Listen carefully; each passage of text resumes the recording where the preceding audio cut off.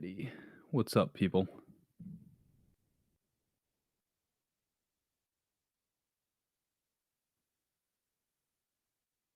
Just waiting on Maxwell.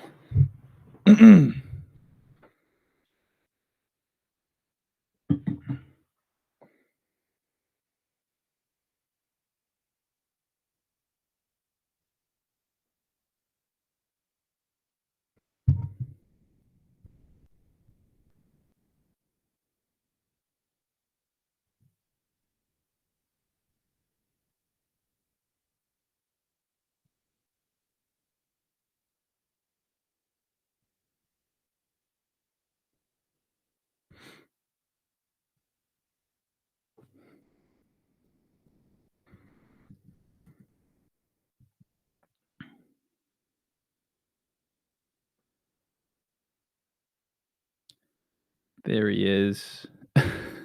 Thank you. Oh my gosh, it wasn't working for a second. Can you hear me? Yeah, I hear you. Oh, I was about to cry. It's okay. You only prepared all day. Would have been Dude, fine. I know.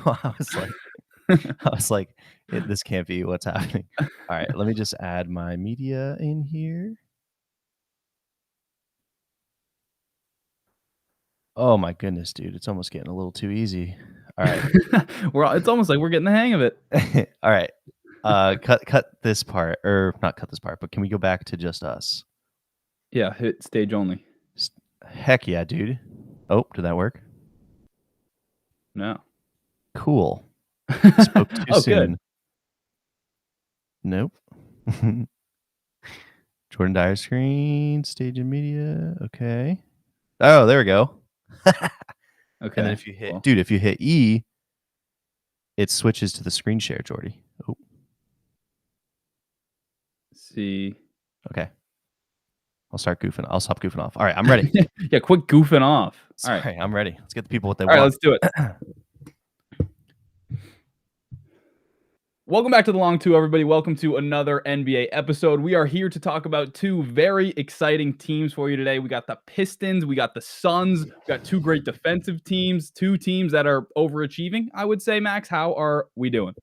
Doing great. Yeah, I think going into the season, right, I wasn't expecting the Suns to be anything. So I'm very excited to talk about them because having watched a few of their games recently, they kind of become a lot more interesting, especially with the new head coach, Jordan Ott, coming in. He's brought a completely new mentality to this team. And then obviously the Pistons, they were the darling team of last year where they completely went on that historical run, and they really took a leap. And I thought to myself, going into this year, that potentially there would be something where they could take even a little bit more of a leap and maybe be a real potential playoff contender. And so far this year, they've really proven that they have taken that leap and they've really developed as a team. So both of these teams have been extremely exciting, but I think we should start with the Pistons. Yeah, we're going to start with the Pistons. Definitely leaps all over this podcast today, but we'll start with what I think is one of the most intriguing leaps in the entire league, which is Jalen Duren, who looks like a potential full-blown superstar, star player. So excited to watch Jalen Duren this year. It's been so much fun. So quick on the stats, and then we'll get into the film breakdown. He's got 3.7 drives per game this year. Now that's not a crazy number, 3.7 drives, but he was 1.9 last year. So shows you just the confidence with the ball in his hands. Basically, upped it by 2 full drives a game, and he's shooting 66.7% from the field on those drives. That's up from 53.6%. So again, we're going to look at some handle improvement. We're going to look at some confidence stuff, and just basically nerd out over Jalen Duren, developing a bag, which is pretty fun because he's 6'10". He's listed at 250. Do we think he's 250? I don't know if I believe that. I think stone way more than muscle because he looks like he's chiseled out of stone, dude. And also he's 22, so that's awesome. Just ridiculous body type on that guy right there. And with Duren, right, we mentioned his pick and roll versatility.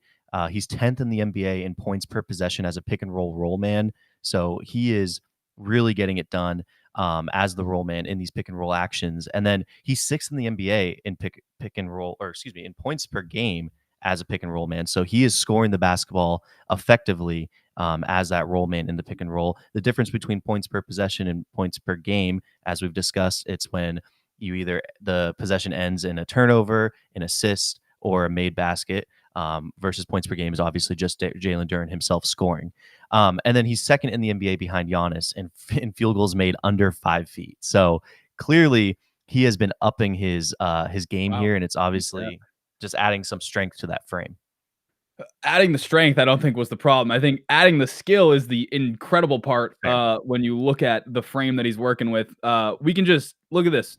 We're gonna go four between the legs, four, just four straight, dribbling like a point guard. Sarr actually bites on that last one, and then Middleton here is gonna come up and basically hedge this. But Duren's not scared of it. He's protecting the ball again, like a guard at that size, and he's just waiting for Middleton to retreat to his guy. And now Duren has that open lane. And I don't know how you stop this guy coming downhill. I just don't know what you do with a guy this big, this athletic, this physical. Just amazing that he can move and handle like this, and then also combine it with like just going through guys' chests, right? Going right through Miles Turner here, combining the insane frame and strength with some really nifty footwork there on the spin move. I love him around the elbow. And then here, like Mo Gay on him. Mo Gay, awesome defender. But he's not going to be strong enough to guard Jalen Duren. And now that Duren can actually handle the ball and create some stuff, like he's on the 3-point line, going to hit like an in and out, and now just go right through Mo Gay's chest, get to the rim. The dude's a beast. And then we get to the fun stuff. So teams are going to sag off him because he's a non-shooter. But now, like, if you sag off him, he's got the confidence now, and he's got enough of a bag that he can just eat up all this space. And he's developed this little pound dribble gather move. This has become like a little bit of a signature move for him. Going to that little like misdirection pound dribble gather. I love that he's confident enough to just drive right at that. We're going to see that same move basically again here. Duncan draws 2 on the pick and roll, and then Duren catches it, and watch him catch it here. Catches it, and okay, I have to score on this defender, right? What do I have in my bag? Well, he's got this little move in his bag. Like, that is nice. Yeah. That is tough to guard. And then this one, I mean, we can just nerd out. We can just let this one play. We'll just let this thing play. Are you kidding me? He can shoot? Can he shoot? No, is that real? He can't, because he's 0% from 3 so far. I think he's taken 0 3s so far. So yeah, I didn't have any jump shot stats. He doesn't take enough jump shots for it to be like a, oh my God, Jalen Duren's a shooter now. But the fact that he even has the confidence or the ability to take shots like this, it's just a flash. And it's like, by the end of the season, is he taking more shots? Is he, 2 years down the line, 3 years down the line? Is this just part of his game, or is it just a flash and that's all it is? But yeah, reaction to that. Absolutely. Yeah, I mean, it just shows that the development that he has had so far this year. I mean, again, he's only 22 years old, right? And if you sit here and tell me, like, could he be some kind of this weird Giannis and Bam hybrid if he adds that like extended elbow jumper or like long two? Like, that's a pretty good. Yeah, that's a pretty good. That's a pretty good hybrid, right? Like, I'm just spitballing here, right? But I do think there's something there to that where he has this really interesting mold as a player, and I'm really excited to see what he becomes, because him and Cade are this unstoppable two-man pick and roll duo. I mean, offensively, they're 28th in the NBA in three-pointers attempted. So they are not shooting as many threes as like the majority of the other teams in the NBA. But they're 4th in net rating, they're 4th in pace, and they're number 1 in percentage of points being 2-pointers, and 5th in fast break points. So what they're doing here is they're running a ton of pick and rolls, and they're running a lot of fast breaks, and they're really trying to score by just playing old school hard mouth pound the rock basketball, and it's really, really effective for them. I think we can switch to kind of my stats here, or not my stats, excuse me, my clips here, because with Duren, I think he has potential to be something extremely interesting and awesome as a player. Now let's see here if we can pull these up. Perfect. Okay. So I'm really excited about him as a lob threat. I know we've seen a ton of it so far this year. Him and Cade have just been incredible together. Now this one obviously is not Cade, it's Dennis Jenkins initiating. And you've probably seen this clip all over Twitter here. But Dennis Jenkins, you're going to see Duren's going to set a ghost screen on the ball here. And then watch the way that he sort of just like pushes Pascal Siakam aside on the roll right here. Watch this. Ready? Boom. See, I don't know if you could. You see that? Him out of the way. He just kind of throws him behind him, like with 2 hands, just just takes him and just throws him right there, and then just gonna slam it Sure, on. yeah, that's Just awesome. I mean, disgusting right he's there. just a physical freak, yeah, just Absolutely. that's awesome. Yeah, and then the second one here, so Duren, we're gonna see him doing a little bit of ball handling. He's gonna initiate this DHO with Robinson, which is really something that he's been doing a ton in this offense, is just initiating these DHOs or just being like this DHO hub offensively. And you're gonna see here hits the DHO. He's gonna roll hard off the screen, and then again, he's just gonna almost break the rim with the slam here. Like this is pretty much unstoppable. Like if you can, oh, well, there you go. If you can explain how to stop a roll like this, because I mean, you can try and take a charge, but he's doing this every like a million Yeah, who's times that a game. helper? Is that Yeah, JRE? Yeah, he's not interested. yeah, I'm all good on that one, Chief. And then again here, so watch him. He's gonna slip this screen and split the defenders and just kind of roll. You're gonna see Claxton do a little bit of like a lazy kind of swipe at the ball, and then he's just gonna posterize Clowney. Oh He my god. switches. He switches to the left hand here. Let's see. It is. Watch him rise up and He's switch an hands. anomaly of a person. It is ridiculous. Boom. So not a lot you can do there to stop that. Yeah. Um, The other one, the first one, Jeremiah Robinson Earl was like, "I'm yeah. not gonna do anything." That one, it looked like I think it was Clowney or Claxton actually tried and just gets postered, so either Yeah, way. Clowney tried. JRE was like, "I'm pretty sure I'm on a two-way, so I don't know if I should be if I should be doing that." So, It's like and then Derrick Henry versus a corner, you yeah, just give up. it's like, all right, whatever. That's a business decision." And then again here, you're gonna see Duren. He's gonna screen VJ for Cade, right? Off that pick, he is going to just roll. Look at how quickly he rolls. Again, boom, and then just like gathers the ball and just dunks it on Oubre. Yeah. You There's can't not take a the ball away whole from him. lot you can do. You can't get it away from him. He's got it's just the ability to kind of explode through, sneak through. Like that's a big guy. Ubre's kind of late on the tag there, and he's just gonna make him pay for it. And then finally, he's gonna screen for Buzelis on the ball here, right there. Boom, split the defenders. Giddy is gonna attempt to tag, and just watch how this ends for him. Boom. So Again, these small guys that have to come over and help, it's just not gonna go well. no. And I mean, 78% of the time that he's a pick and roll man, he's scoring, which is fourth in the NBA. So this guy is Mm. effective at scoring the basketball. A lot of these are coming off of lobs or just dunks in general. He's incredible. But one thing that I've kind of seen a little bit that I'm really excited about. Now, I'm not going to sit here and say he's going ham on this front. He's only averaging 2.2 assists per game, but he has started to develop the short roll passing that I'm really excited about. So right here, he's going to set the screen.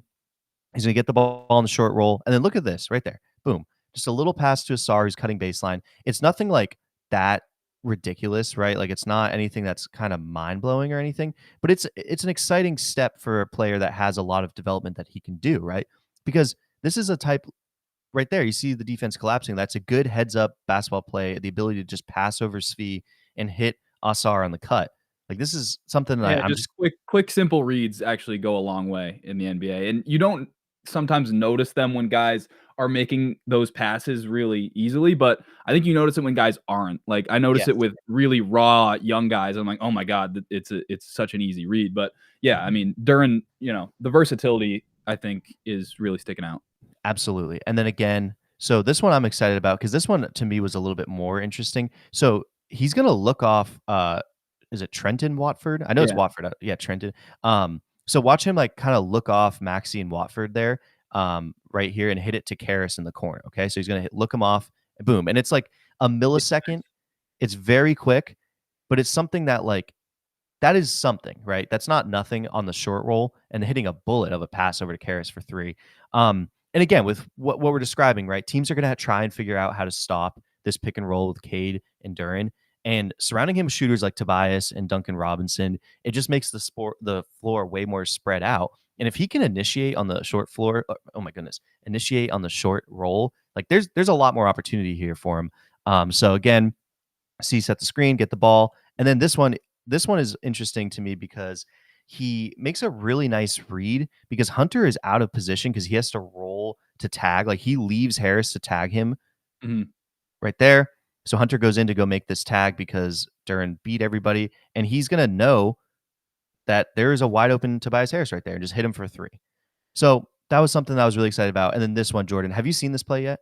Yeah, this is the opening of my recent nerd highlights. It's Oh, yeah, sorry. it's Shows I don't incredible. support you. I apologize, but Oh, it's okay. okay. I'm excited to watch it again. Yes, again. So this set By the way, the camera angle for this could not have so been good. more Could not perfect. have been better. Could Usually not have been better. usually it sucks when they change the angle, but this one's perfect.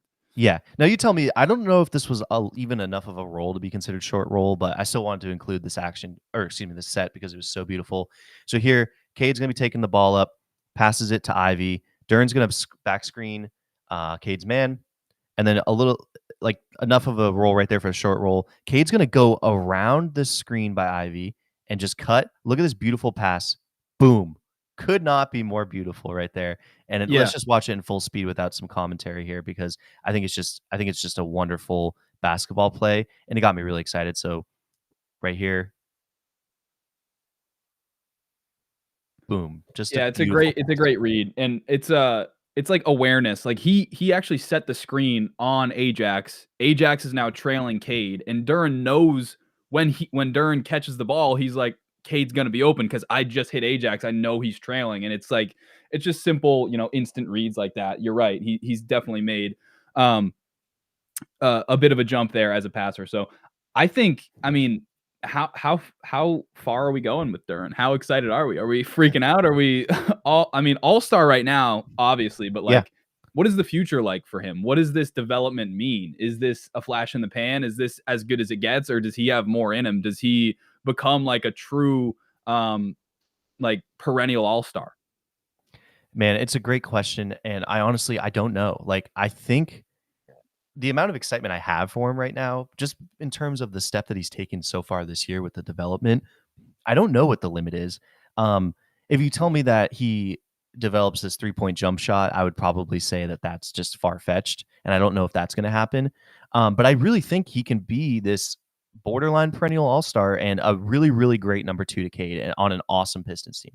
I agree. I think he can be like in and out of the All-Star game for multiple years, and I think the fit with Cade and the fit with this Pistons team could not be better. Like Yeah, they are, their whole energy. I know the Bad Boy Pistons go way back, but like the personnel of this team specifically is physical, in your face, yeah, toughness. How could you have a better center for that stuff than Jalen Duren? And to give a guy like Cade who's so dominant and elite in the pick and roll, an awesome lob threat like Duren, that stuff is so obvious and perfect. And now it's like if he makes this actual skill jump in this skill development that we're seeing, then it becomes okay. Now this is actually your second guy. Now you just fill out the rest of the roster. So that would be really interesting because that's not what I thought Duren was going to be. no, I thought Duren was going to be an awesome rim runner, an awesome rebounder, a really good defender, but I didn't know he could be like he could take on scoring load and he was going to start creating offense out of thin air like he is now. Like it's getting to the point where if he has a matchup that he likes, he's just going to score. yeah. Um, Well, and I think you're going to start to see even more of that. Well, I'm excited to see what they add, right? If they Mhm. make a big move at the deadline, like I know Ivy came back and played, I think yesterday, and he looked pretty solid. It's going to take him a while to get back because he's been out for so long. And I personally, I would really hope they don't trade Ivy because I really like Jaden Ivy. But the idea of like maybe adding Lowry Markkinen or Trey Murphy Mhm. is the one that I really Don't like. get me Where going on Lowry. I think, well, who do you prefer over? Like, would you prefer Lowry Markkinen or Trey Murphy on this team? Lowry's just a better, different caliber of player right now. In a vacuum, I totally agree. I think the price of Lowry, I think I would Yeah, prefer that's Trey true. because Yeah, I'm seeing something it like depends what the price is, but yeah. yeah, I'm seeing something like a ton of first round picks and things like that. And he just signed, I believe he signed an extension or something like that. Like he gets kind of expensive, Mhm. but it's worth it, right? It's worth it to do that win now, especially if this team is awesome. But yeah, someone like Trey Murphy or Lowry is just really perfect, and then you don't have to rely on Duran as much in terms of what his ceiling may be. You don't really have to kind of push him to that right away. Yeah, Like you can and let it's him just kinda develop. like whatever he gives us is a cherry on top of what we have, yeah.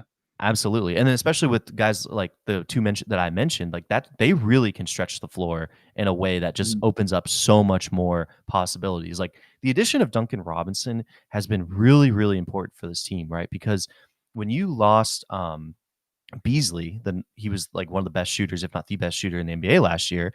That opened up a big vacuum for 3-point shots and things like that. And they needed people to fill that in. And they got it with Duncan Robinson. Like his off ball movement and his shooting ability has been really, really integral to what this team's trying to do. His gravity too, like Yeah. that play I showed where Duren caught it and did his little gather, on the roll. Like Duncan's just getting two guys on him all the time Yeah. and passing out of it and creating offense. So yeah, I totally agree. What do you got next for the film? Yeah, I had Cade. I did you want to do something about defense or did you want to go Cade? No, go ahead. Let's stick on All right, offense. You do Kate, I'll do defense after. cool. Awesome. So yeah, let's talk about Cade a little bit. I'm really excited to show you guys what I pulled here for him because he has been awesome so far this year in let's see. Can you guys Okay, can you see this, Jordan? No. Okay, good. Oh, good. I didn't want you to. How about okay, sorry, technical difficulties here. Okay, how about There that? we go. There we go. Okay. So with Cade, he has been I mean, he's been incredible this year. Like I think what he's done and the he already took a leap last year, but the little mini leap that he's taken this year has been truly just fascinating to watch. Right now, he's averaging 27.4 points per game, 5.6 rebounds, 9.9 assists per game, and 2.2 Pretty good. stocks. Yeah, so he is third in the NBA at in points per game as a pick and roll ball handler. So he has been just out of this world as a pick and roll ball handler. And for me, like the biggest thing that I've been really excited about, I think I made a video about this a while ago, but Cade's vision, specifically in the pick and roll as a passer, has been incredible. So we'll start with this first play here. You're going to see Ron Holland. He's going to set a down screen for Duncan Robinson. This is going to trigger a DHO with Duncan Robinson and Jalen Duren into another DHO with Cade. If you notice, Jordan and I were talking about this clip beforehand. Robinson's going to start to look like kind of stop like he's going to shoot. He does this because the defenders now have to he has that gravity. The defenders now have to react to this. You're going to see both eyes of the defenders on here. You're going to see Cade into another DHO right here. And then obviously with the two screens with Duren. And then bam, look at that. Just a beautiful pass. Like that is one where he kind of looks off Powell on the pass. And it looks crazy, right? Because with the way that his body's angled, like maybe you think he's going to do like a more laser beam kind of pass to Duren here, or maybe you even think he's going to kind of like twist it over to Robinson. Both are good options. Maybe you even think he's going to get over to the corner here. But what he does instead is like this fourth option that you never really think of, which is this oop right here. And the way that he angles the pass is just beautiful. Yeah, total no look too. That actually speaks more to Duncan's gravity too, because Powell's Yeah. so worried about him as a shooter. Just speaks more to the perfect fit of everybody on this team. Absolutely. Okay, next play here. So Cade, he slips before the screen, right? Boom. And then he's going to draw two, okay? So you have Jalen Smith, right? I forget his name. Maryland guy. He is going to get two with Ayatsumo, Illini. I don't know why I know that, but there you go. Boom. He's going to draw two. Okay. Patrick Williams, he is just completely, you're supposed to see ball see man. He is not doing that. He's got full eyes on Cade. He's going to drive baseline right here. And as everyone is just closing in, kind of just really focused on what Cade has to do because Cade has this gravity, right? Like, look at how this whole defense reacts. Everyone rotates to cover for Cade. You're going to see Asar just slowly go baseline, and he's just going to rocket a beautiful wraparound pass to Asar for that easy dunk there. So again, just showing off this vision and that passing repertoire that he has. This one, so Javonte Green's going to split the defenders right here. You're going to see, hold on, got to get this action going. Okay, sorry, I misspoke. There you go. Okay, so right here, it's a little early. I kind of cut the clip a little bit too quick, but Javonte basically splits the defenders, Okogie and Jabari Smith right here. And Cade is going to take Okogie off the dribble for a second. Boom. Okay, right here, takes him off the dribble, and he's going to do this like crazy move, which just gets a crossover, gets Okogie out of position. As Cade is driving, again, Alpi and Steven Adams, Reed Shepard, Jabari, they're all seeing ball, seeing man. But no one really picks up on Javonte Green, who's just going to slip and then boom, right there. Just a really nice pass from Cade. We can kind of run it in full speed there. Just going to go up and boom, nice pass to Javonte right there. Good cut, good eyes. And then here, you're going to see Beef Stew. He's going to set a screen right there. And then this is just a beautiful threading of the needle. So you can see Duncan Robinson in the far corner. It takes a lot in real time to download all this information with a millisecond and just hit Duncan Robinson in the corner with that pass. It's beautiful, leads to an awesome Duncan Robinson three. And then this one's my favorite. So Cooper's going to come up and double. And as soon as Cade sees this, you watch Asar, he's going to flash to the middle right there, foul line. And boom, as soon as he sees that double, Mhm. just beautiful on the money for an easy bucket right there. And then finally, this one. So you're going to see he's got the mismatch on the Drummond here, who's helping and hedging. They're going to come around. He's going to get doubled with Oubre. Then Drummond's going to blitz him right here. And as he's blitzing, Grimes is going to step in to help. So he's got 3 guys on one, basically. Grimes is kind of not there, but it's like 2.5 guys on one. No one's going to tag Duren in time. Like VJ's going to come over to tag, but he's late. And watch Duren just push him off Yeah, and he's then too small. finish. So, yeah, I mean, like with Cade, there is just so much possibility there as a scorer and as a facilitator. And I've just been loving watching what he's been doing so far. Like I am fascinated about him as a player because he has just been so awesome. Yeah, he has been awesome. I've also been impressed with him on defense, his rim protection, his just attention to detail, his intensity. Like Cade has just been a total pro for his whole career, and you're seeing the jump again this year. I think there are still like skeptics out there of like, can Cade be your main guy? Can he be your best player if you want to win the entire thing? I'm not entirely concerned about that conversation. What I know is I think Cade can be the primary ball handler on a championship team. And that is saying a lot because you have to be a really high level processor. Yes, there are some scoring limitations with Cade, but what he does as a passer, as an advantage creator, and I think he's honestly more than polished enough as a scorer to play that role and at a really high level. I really want this team to make a deep playoff run and Me so too. we can see what they're made of in these high leverage moments. Definitely. Also, not to mention, they're 14-2, so we Yeah. should talk about that. They're 14-2, and I think the game that I watched that I was like, whoa, this feels real. And it's kind of weird because it was actually they were playing the Wizards and Cade took like way too many shots, but I Yeah. I they was had saying. they had no business winning that game. I think they're down by like 6 with like 30 seconds left. They came all the way back. Dennis Jenkins hits a huge 3 at the buzzer to tie it, send it to OT, and they just took care of business. And when I saw something like that, the teams that are good, they win games like that. The teams that are really like legit good, that are just a level above other teams, those are the types of games that they win. And to see them, win a game that they have absolutely no business winning in that fashion, that really was like, whoa, this is really something. And Cade in that game, he was like hurt. He was taking a ton of shots, and he still was a positive on the floor. Yeah, and it was one where like he's missing all these shots that he is Yeah. used to seeing go in like for his entire career. And Like he's exhausted. yeah, and they still find a way to win. So that's a good point. But we do got to mention the defense. I think they were 8th in offensive rating, so good. That's a good jump up from last year where they were more middle of the pack. They might have been 12 to 15 range last year. Mhm. So 8 this year on offense is good, but they're number 2 on defense with a 110 defensive rating. Quick note, OKC is number 1 with 102. So Yeah. not very close there, No, not at all. which is insane. But Yeah. I mean, when you talk about defensive rating, you should basically exclude OKC. So Detroit is number 2 at 110. And I'm going to focus my film on Ron Holland and Asar Thompson, who have a defensive rating of 97 when they're on the floor together. That's a small sample. It's only 114 minutes, but they're at 1.8 and 1.7 steals, respectively. You can't play these guys together all that often because of the offensive issues, but man, Shooters. when they are on defense, is it reminiscent of the Terra Twins in Houston? Like it is hard to dribble up the floor. And we will see some of that. But you got anything to say before the film, Max? Yeah, well, they're third in steals. The Pistons are. They're third in blocks. They're Mhm. second in defensive rating, like you mentioned. And yeah, I mean, with this lineup or with those two guys, like obviously they're 2 non-shooters. And what's been funny with the Pistons is they'll play lineups with 4 non-shooters on there and just kind of be like, "Fuck it, our defense is good enough." Yeah, 100%. All right, let's get into some Ron and Asar. Who doesn't like that?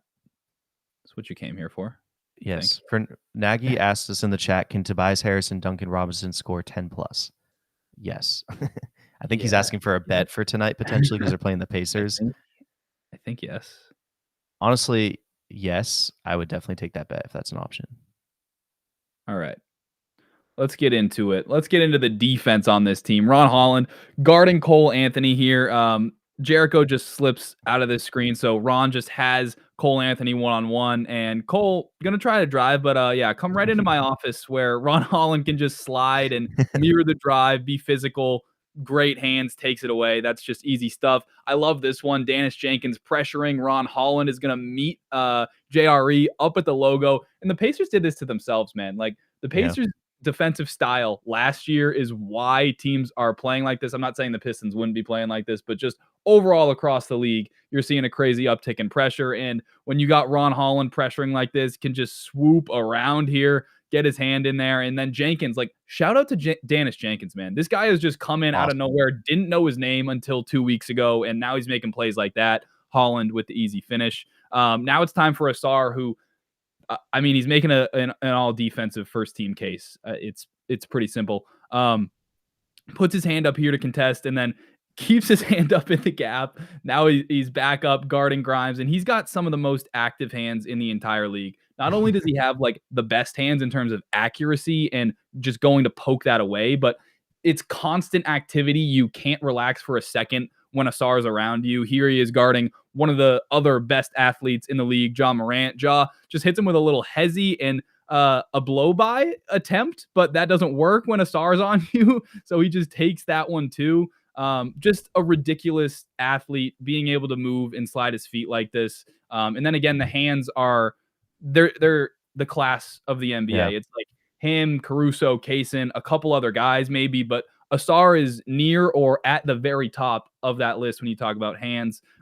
Here he is, Ryan Rollins, having a great year, but not going to have a great time bringing it up against Asar. Again, like, this isn't normal. Like, he just has the length and the timing and the aggressiveness and the intensity, the intention to just take the ball away from you when you're dribbling. So Pistons are causing a ton of turnovers.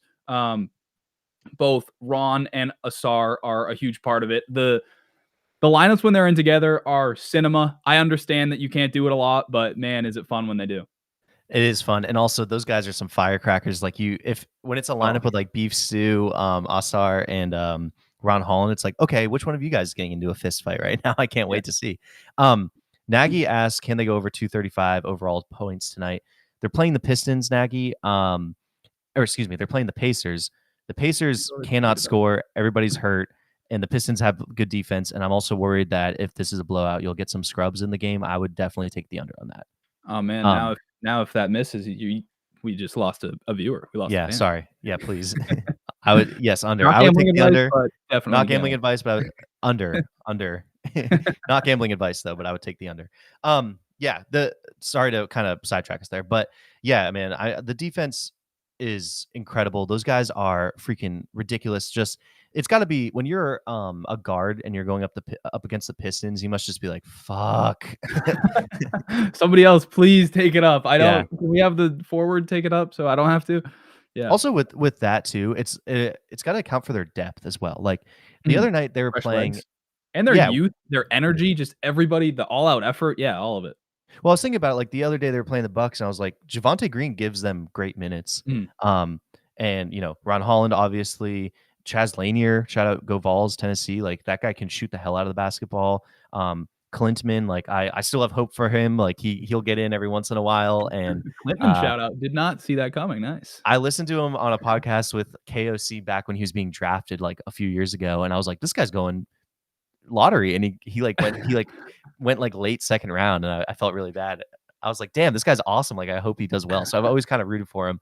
But like he'll go in there, give him good minutes, and like Dennis Jenkins out of nowhere, like you said. And then Jaden Ivey's coming back. Like this could all change. It's very exciting. Yeah, totally. All right, let's talk some of another team. Let's talk a little bit about another team that's been extremely interesting. Now, they made a bunch of changes this offseason. They got rid of Kevin Durant, obviously. They brought in a new coach. And there has been a complete mentality switch with this Suns team, Jordan. Like, they are fun to watch now. A culture shift. It's been great. It's, it's Dylan Brooks, it's Jordan Ott, it's this defensive focus. Matt Ishbia is going at guys on Twitter saying their defense isn't going to be that bad, and it is not that bad. Matt Ishbia. No, not guys. He's going after Bill Simmons. our the Podfather. No, he's uh yeah. I thought maybe That's there what was some other things initiated it. from HBO. No, yeah, I know. Yeah. Yeah. So it feels like, I mean, honestly, this is kind of crazy to say, but Dylan Brooks has completely like transformed. He seriously has the mentality of No, this team. Jordan Ott deserves more credit than Dylan Yes, Brooks, obviously, but yes. But you can, well, but like, okay. honestly, seriously though, watch if like, I know you watch these games, and like this team has really taken on the Dylan Brooks mentality. Like they get into it. Like that Minnesota game, those guys were going at each other. And you can tell Dylan Brooks has been like a really solid leader on the floor, on the court at least, where he'll be yelling at guys, telling them what to do, where to be, getting in the opposing team's head. And Devin Booker, like, he has not been shooting the basketball well at all. I think he's shooting like 20% from three, but they're still finding a way to get it done because this team is doing a lot of spacing. Like they run a lot of really interesting sets and actions. Yeah. That like I have been catching my eye, and I wanted to shout out. There's a guy on Twitter, Stefan. Excuse me if I mess up his name, Stefan Prigion Gardner. I hope I didn't mispronounce that. I'm sorry if I did. Check him out on X. He is freaking awesome. He covers the Suns. He was actually just on the Dunker Spot with Nikias, and like his content is really really great. Like he just clips stuff from the game and will just be like talking about actions and stuff. This is honestly where I got a lot of these clips from, is from his Twitter. So check him out. He noticed a lot of stuff, and like when we were deciding what topics we wanted to cover, I was watching that Suns Timberwolves game. I was watching the Suns Blazers game a while back, and I was like, the Suns are freaking fun. So let's talk about these guys. Um, did you have anything to say before we hop into the clips here? No, I mean, pull it up, but the like league pass rankings, Yeah, if you think so about wrong. last year where the Suns were, I think dead Dead last, last. and literally Yeah, dead last right away, like within a couple weeks, we were like, "Oh, we don't want to watch this team. They don't want to play. Like they don't want to be here." And now it's like every time I see the Suns, it's hard for me not to watch. What they did to Wemby defensively was unbelievable. I'm going to show some of that. So, yeah, just huge props to Jordan Ott. And like you said, the culture has changed. It is fun to watch. They're moving the ball. They're built around Booker. And Booker's still like one of my favorite guys to just watch. When he's got the ball in his hands and he's got like all this yeah, control now, and they're really relying on him offensively. But that's what these teams like end up with when you lose a guy like Kevin Durant and you bring in a bunch of defenders. Like, yeah, you're gonna build the offense around D Book and you're gonna just play your ass off on defense. That is a really fun style to watch. So yeah, absolutely. And like they run a lot of really interesting sets. And one guy that's been popping off the screen here for me is Colin Gillespie. He was incredible in that Timberwolves game. He played pretty well against the Spurs last night when they got that win. That was definitely like a schedule loss, coming off of a game like the one that they had against Minnesota, going to San Antonio. San Antonio's missing a ton of guys. That's a game that usually teams lose. And the Suns, they looked like pretty bad, honestly, for the first half. And then whatever Jordan Ott said to him at halftime just completely flipped the switch, and they were able to get it done. So wanted to kind of break down what I was seeing here with what they've been doing with Colin Gillespie, because it's been really great. So to start, I'm gonna just pull up here we go. Okay. So this is a really fun, just a really fun set here. You're gonna see Royce bringing the ball up. He's gonna kick it to Oso. This is gonna initiate a back screen from Isaiah Livers, right? And off this screen, Gillespie's going to cut extremely hard. And then look at this bounce pass right here from Oso Ighodaro. Beautiful bounce pass to Gillespie, and bang. I don't know how to pronounce Colin Gillespie's last name, so I'm I think it's gonna Gillespie. I think it's a Gillespie. hard Okay, G. hard Yeah. G. All right, we're gonna stick with the hard G. So Colin Gillespie. Doesn't feel right saying it that way, but that's probably his name. I apologize, Colin. He's averaging 11.4 points per game, 42% from the field, 43% from three, Better 5.1 from assists three per than he game. is from the field. How does that? That's That doesn't make sense. That can't be right. no, that's awesome. That's Yeah. unbelievable. And then 5.1 assists and 1.5 stocks. So really, like I think he's averaging like 3 more assists per game. He like doubled his scoring. Like he's been going off. So what they do is they run a lot of these sets like specifically for Gillespie, which is interesting because you wouldn't think about that. Like this is a guy that was cut from Denver basically, and Yeah. now he's playing a really important role for this team. So again, shout out to Stefan Prigion Gardner. This is another one that he talked about. It's a 2-guard set right here. So you're going to see Booker is going to set this. He's going to set this ghost screen, and you're gonna see him just kind of hover around, like fade out and hover around to the top of the three. No one talks, and boom, right there, The Gillespie gravity, you could the say. Gillespie gravity, exactly. And that's on Ben Saroff. Okay, so Ben Saroff, no one talks about like what to do. That no one says to switch or whatever, and they get confused. And boom, Booker scores wide open three. Okay, so again, same look, two guard, like a guard action right here. This time, Ben Saroff is going to be like, okay, I saw this happen literally minutes ago. I'm going to switch onto Devin Booker here. This is going to cause Gillespie to switch onto Zaire Williams. His feet are just not set. And look, he's just going to boom, take him off the dribble, step back, filthy, boom. Like, I mean, he was, if you like, look at the stride that he takes. Whoop. Yeah, So, nasty. yeah, disgusting right there. So that like those guys, Booker and Gillespie, with those guard actions, those guys really have a good feel for each other. And then this one, so this is the game, the Timberwolves Suns game that I was talking about. Incredible game. If you haven't watched it, go back and watch this game. It was so fun. Here, the T-Wolves are up by 1 with 11 seconds left. I went back and listened to the post-game comments from Jordan Ott. He said this play ran exactly how they wanted it to. They wanted Gillespie to get the switch onto Dante and take him off the dribble. Now, Dante DiVincenzo is a pretty good defender. So that shows that there's a lot of respect for Colin Gillespie if that's your plan, is to get him to get that switch and to get that final shot to win the game here. So you're going to see right away, just going to get a little down screen from Mark Williams there. And then you're going to see right there onto McDaniels. You're going to see Colin come up, get the inbound pass. Immediately, they're just going to have Royce O'Neal. It's not even like, would you even consider this like a ghost screen? Because he doesn't even screen. He just kind of runs at McDaniel and kind of Yeah. runs away. It's not really a screen. But that little like hesitation, that little space that's created from that right there, it initiates the switch with Dante. And then boom, Gillespie just gets his front step on him and takes a really interesting shot, like a little runner. Pretty awesome shot. And obviously wins the game for him there. Like, this is a big time play to call for someone like Colin Gillespie. Like, this is awesome. This shows a lot of trust with Jordan Ott right there. Just a really fun action, or excuse me, really fun set. And then again, back here. So you're going to see this one. Oso is going to set a real. So Oso's right here. He's calling it out. Like, I don't know what this must mean, like flare screen or like a set or something that they want to run. Because Oso is calling this out like seconds before it happens, right? So boom, just set this little flare screen for Colin. And initially, like Booker has his back to him, so obviously like can't see him. But watch what he does. He just kind of he's gonna linger down and just go over here. Maxime Reynaud is just not paying attention. He kind of like points at him lazily, but doesn't actually do anything. And then boom, just wide open for 3. So like with this team, they are really they're coming together and they play like an actual basketball team, which is really exciting now because that was not always the case for a while. Like it got rough there in Phoenix. So I'm excited to see, them like actually do stuff that looks like basketball. I don't know what you think though. Yeah.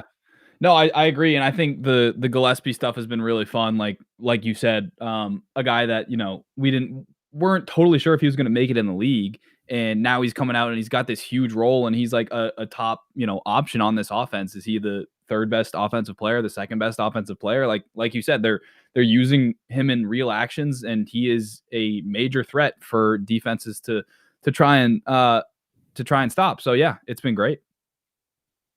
There you go. Okay, sorry, I'm trying to get the media off the thing here, but you can go ahead. I know you had some defensive clips that you wanted to talk about because, well, first off, offensively, they're 10th in offensive rating, they're 5th in 3-pointers made, and they're 4th in 3-point percentage. So what Jordan Ott is doing is like with the spacing, they're creating a lot of open shots for their guys, and those guys are hitting their shots. So it is definitely something where they're being beneficiaries of this new offensive style with Jordan Ott, and it's really paying dividends here. So let's see. So let's go to the defense. They are 7th in defensive rating. If you watched the Suns at all last year, that is a massive jump. So what they've done is really impressive. They are 3rd in forced turnovers. They're 2nd in steals, 5th in deflections. They're 3rd in loose balls recovered on defense. They got a bunch of guys contributing. Dylan Brooks has been awesome, leading them in steals.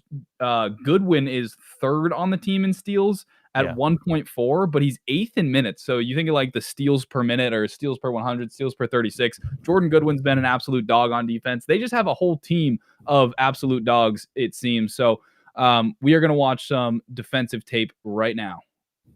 Let's do it. Yeah, I mean defensively too, like they are what's interesting is they're so versatile. I believe they're like number 1, they're second in steals, but they're 29th in fouls. So Mm. they are reaching a lot. Yeah, But they yeah. I mean, when you pressure the ball like that, you're bound to get some fouls. So yeah, kind of makes which sense. makes But sense. yeah. All right, let's get it. So D-Book guarding Dante here. He's actually going to fall down a little bit, but he's going to get back up and work good. And now Dante coming around this screen. Look at Mark Williams. He's going to be up at the level. Book is chasing over. And now Brooks is going to be really early here to tag Rudy Gobert. And that means Julius Randle's the read here, right? Ryan Dunn is guarding both these guys, but Dante knows Randall is the read. That skip to the corner is the read, but it's really hard to make that pass when you got a 7-foot guy in your face. You got another guy trailing you. And this is a theme that we're going to see, like just crowding the ball, making ball handlers play in a crowd. Again, here, Ant's dribbling and Goodwin comes in from off the screen. Now there's 3 guys guarding 2, which is fine because when it gets the ball out of Ant's hands, now Iguodaro can just rotate to that drive. Gillespie, you saw him just stunt at this drive. He's going to stunt at Rob and then recover, get the steal. We're out and running. Again, like getting the ball out of the best player's hands, making guys play in crowds, making other guys make decisions. This is a really good example of how to make a guy play in a crowd. So Tumani has it. Look at Royce in the gap here. Like deep in the gap. Mark Williams is going to rotate over into help before there's any drive. Booker's just going to do his best here, but look at where Tumani ends up. He goes baseline, and Mark Williams has just been really active and awesome on defense, hands up, and then you got 2 guys guarding 2 over here, and Brooks inside position on Robert Williams, and then he can still rotate and get this steal, and again, get out on the break. But it's just like putting ball handlers in really tough spots and making them make tough passes with other guys aware in the passing lane has been a huge theme watching their defense so far. And another huge theme for me has been just everybody like OKC levels of crowding the paint and shrinking the floor. So you got 4 guys in the paint on this Denny drive, a 5th guy just outside of the paint.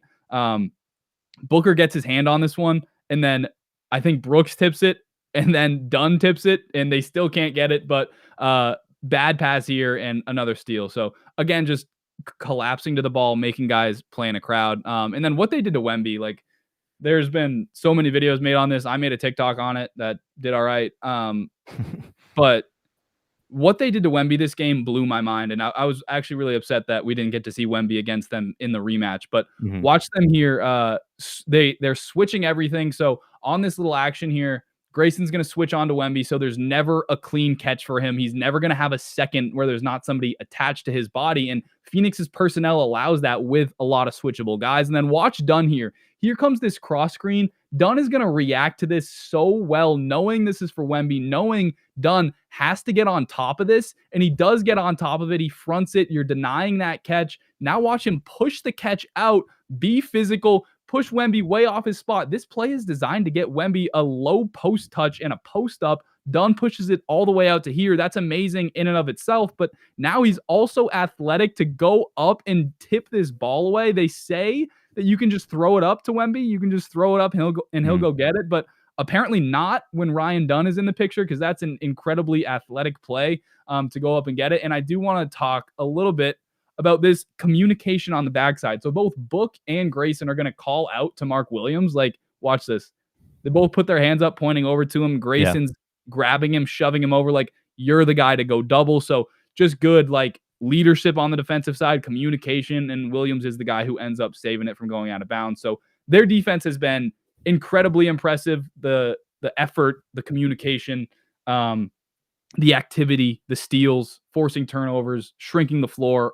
It's been like a Jordan Ott masterclass combined with full-on buy-in from the team, and some really good defensive personnel to go with it. Absolutely. Yeah. I think like you said, what he's done has completely transformed the Suns team, especially defensively. Like these guys are extremely active defensively. And you mentioned Mark Williams, like his Mhm. recovery and what he's been able to do defensively.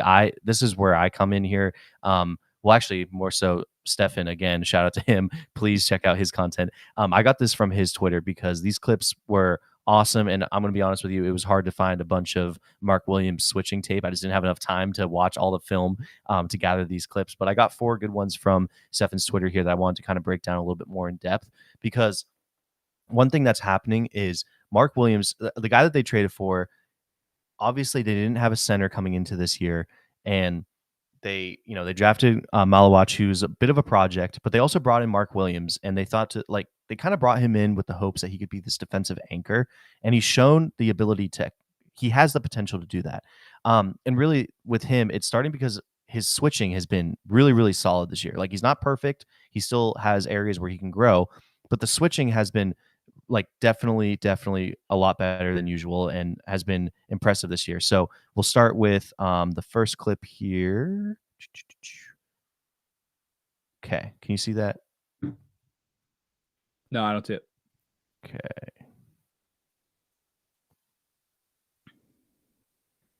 All right, sorry, technical difficulties, stand by. There you go. Okay, boom. So first clip here, you're going to see Mark Williams. This is where we're talking about. So here, he's going to get pulled into this action when Kelly Olynyk drives here. So you're going to see Mark Williams is pulled into this action. You're going to see Sohan is going to kind of drift up top here. So Mark Williams is going to turn around and he's going to completely recover and do a closeout. And he's just so big that he doesn't need to actually like fully like, you know how Yeah. most guys, they close out with their hand down right in the guy's face. First off, Sohan's a non-shooter, so you don't really need to close out that hard, but he does it pretty well because with Sohan, right, as a non-shooter, you're worried about him driving, so he's going to dig deep, get into his defensive stance, and he's tall enough where he can put a hand up to contest any shot, but he's also wide enough and just set enough where if Sohan does want to drive, he's there to kind of block him off. Then Sohan immediately sees that he has Mark Williams on him. He's like, all right, well, Keldon is a way better offensive player than I am. Why don't I initiate this switch here by setting a screen on Devin Booker? So you're going to get Keldon Johnson to switch. Yeah, sorry, I wasn't pointing at Keldon. That was Darren. But Keldon right here. And then boom, right? So you got Keldon Johnson switched on to Mark Williams, okay? And you would think Keldon Johnson, he's got some handles, got some speed. Let's see what he does here. And boom, off the switch, Mark Williams just stays in front of him and just completely forces him to just reset and just pass out. Like there's literally off that screen, there was nothing he could do. He just had He's to reset. gigantic. His Yeah, wingspan is ridiculous. absolutely. And when he's set back in his spot like that, like you really think you're gonna drive past him? Like even if you have a quicker first step than him, look at that gate, like his how wide his stance is. He can just completely cut off anybody there and meet him, even though Keldon might have a quicker first step on him. So that's the first example right there of just him being really good at switching and just kind of causing the defense to just fix this action here. And then again, you're gonna have a screen with Zubats here. He's gonna switch onto Harden off the screen. Now Harden immediately calls for an ISO, which is what he's known to do. So boom, just ISO, and then like I would say, any player that is a mismatch with Harden in the ISO, I'm pretty scared for. But he just does so well. He's going to get in his stance, not crowd too much. He doesn't want to get burned with the first step. He's just gonna. He does actually get a little bit like boom, Harden cuts him off. But look, like we talked about with that wide gate there, he is able to just kind of stay in front of him, close off the rim there, and just cause them to reset. And Derek Jones Jr. is going to airball 3 here. So again, that was just Mark Williams just switching and completely holding up against Harden, who's one of the best isolation scorers potentially ever, right? So I mean, like this is a very good sign if you're a Suns fan. And then the next play here, this one, so Keontae, this one's pretty funny. So Keontae has the ball. He's Lowry's setting the ball screen on Grayson Allen. They're going to get the switch, and then Mark Williams literally just makes him stop. Like he just freezes and stops dribbling and just resets everything and just Play kind that of again. advances. That one skipped. Oh, it skipped. All right, can you see it? Yeah. Okay, right here. Boom. He just stops. Did it skip He again? just gives up. Yeah, he just completely gives up and resets, and then they just reset the action. Like there was literally Mark Williams off the screen there. Like there was nothing Keontae could do, and he literally had like a kind of a step because of that screen action right there. But no, Mark Williams is just so big. He's able to just destroy anything. Like he can keep in front of everybody. So that was a good one. And then here, so you got a little bit of a stagger screen from Dunn and Zoo. Again, this is going to pull Mark Williams into the action. Again, he's going to get Harden on one-on-one here with the mismatch, but he's just going to cut him off, meet him. Oh shit, right back there. Okay, he's going to cut him off and just meet him at the point of attack here. Boom. And he's so big, like if Harden tries to do a runner or rise up or anything, he's going to swat it. If he tries to do a step back, he's long enough to contest. If he tries to drive left, he's wide enough to just block it. If he tries to drive right, same thing. So just going to cut him off, force him to reevaluate, and just kind of reset. So I know like defensive clips aren't the most exciting thing ever, but in terms of what Mark Williams is doing for this team, the switching and the defense is a huge part of that. And you got to be excited if you're a Suns fan. Yeah, I totally agree. The center position was a major area of need. And then you bring in Mark Williams, who's like, there's a ton of question marks around him, like health wise and motor wise. And is he actually, can he be a good defender? Is that in there? Like when he's in Charlotte, nobody thinks of him as a good defender, but now he's in Phoenix and you can see like in the right situation and with good coaching and with good teammates and good culture, like he actually has really great natural gifts to use on defense. So yeah, great call out. He's been a huge part of their defense. And I think solving that center position has been a massive part of what we're seeing from them. 100%. 100% there. Did you have anything else? I am all good. I think we did it. Yeah, I think we did it. Those have been the two very interesting teams in the NBA this week. I think the Suns are funny because I don't know what their exact record is off the top of my head, but they could easily be, I think they're like 10-6. They could easily be, like, I don't know. What do you think? They're 11-6. What do you think their potential is for this team? Like, do you think this is a play-in team? Do you think they make a run in the West? Like, what do you think? No, I think it's probably a play-in team, but yeah, I wouldn't want to play them in the play-in. Like, no. And also Jalen Green's coming back. I mean, offensively, that's going to be something for sure. Dude, that injury sucked because he had such a good game. Actually a good couple games and then got hurt. Yeah, that was tough. Yeah, so I think like this can last. I don't know. I'm struggling with what they actually could be because this schedule gets ridiculously hard soon.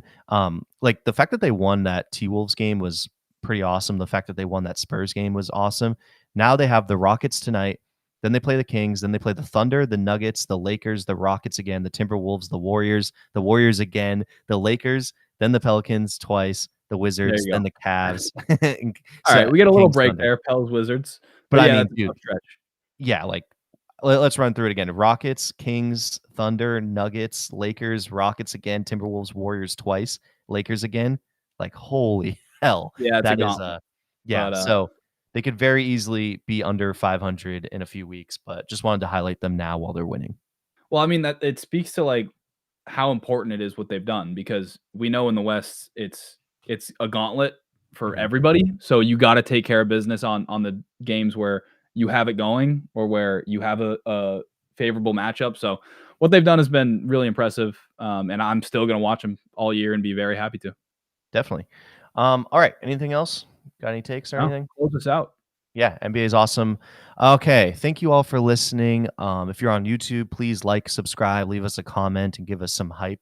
There's like a button you can do to that. That is really helpful for us. And please subscribe to Jordan's channel. Jordan, you're over 10K, dude. Last week you were at like 9K. Closing in on 12. Yep. So congrats to you on that. Thank you to all you guys for subscribing, for watching the nerd highlights, watching a couple other breakdowns. I'm just gonna keep it going, just grinding, just gonna do it. So yeah, thank you. And if you want like an audio version of this podcast, you can listen to us on Apple Music, Amazon, wherever you get any audio podcasts. Spotify, you have the audio or the video option. So if you're in Spotify, you can just click on us to be a video, and you'll have the video pop right up there for you. And as always, just wherever you listen to these podcasts, please like, subscribe, tell your friends about us. That really helps us out. But other than that, thank you all for listening, and peace.